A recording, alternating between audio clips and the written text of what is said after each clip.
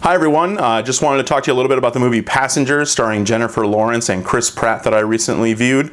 The movie is about the starship Avalon, which is on a colonization journey from Earth to another planet. It's a 120-year journey, and everyone, the crew and passengers of over 5,000 people, are asleep in hibernation pods, a staple of sci-fi movies. But in this case, two of the pods malfunction, and Jennifer Lawrence's character Aurora and Chris Pratt's character Jim, they're both woken up early, 90 years too early in fact. So they realize that they're kind of stranded on their own spaceship with just each other to interact with, and that they'll of course eventually die of old age before anyone else is ever woken up from their own hibernation pods.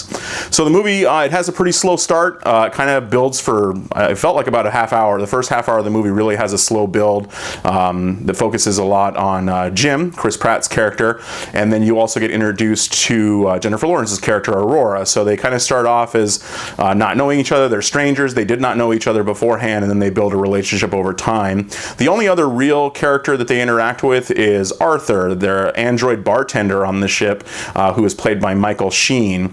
Now, I will say that a few things in this movie, it started off pretty good. I mean, like I said, it was a little slow, but I didn't mind that.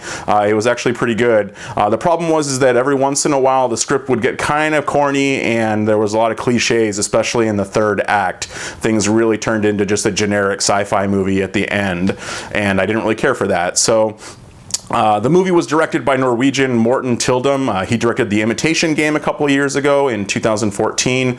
And as I was watching this, I mean, the direction was fine. I really like Chris Pratt and Jennifer Lawrence, and they played well off of each other.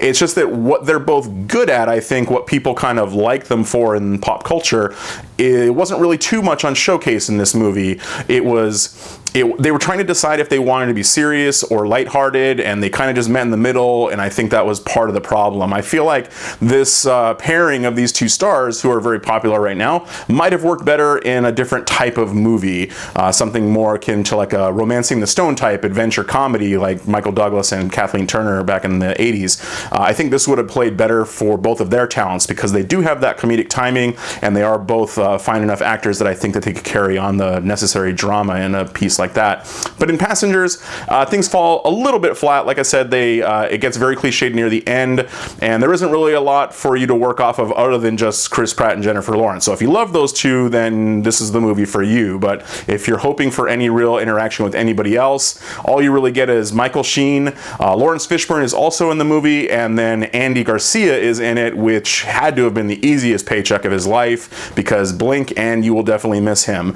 But overall, the movie, I felt a little bit too familiar with it at certain points, like something, it was reminding me, and I thought about it, and I was like, this movie makes me feel like Prometheus, not in a good way. That movie was kind of all over the place too, and then I realized that the writer of this movie, John Spates, was the same writer. He wrote Prometheus, and he also wrote this movie, but he also wrote Doctor Strange this year, which is actually a pretty solid Marvel movie.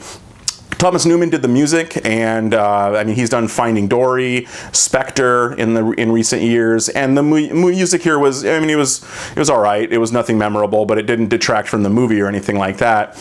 Overall, I just think that Passengers is going to be one of those movies that I find to be forgettable.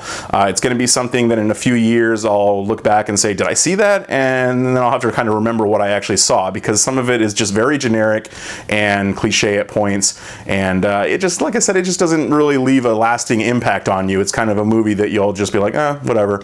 I mean, definitely, I mean, if you love those two actors, like I said, go check it out in the theaters. But otherwise, I mean, you can pass on it. You could probably just wait for it to come on cable or HBO, Cinemax, whatever channels you get. Other than that, yeah, I mean, it's not an absolute must-see or anything like that. So overall, I'd give it a C minus. I mean, it's definitely in the lower range there, because it does become somewhat of a mediocre flat movie at points. So thanks for listening, and I hope to have some more videos up here depending on how many more movies I can see in the near future. I've got a long list of things that I want to see, so I'll talk to you more then. Have a good one.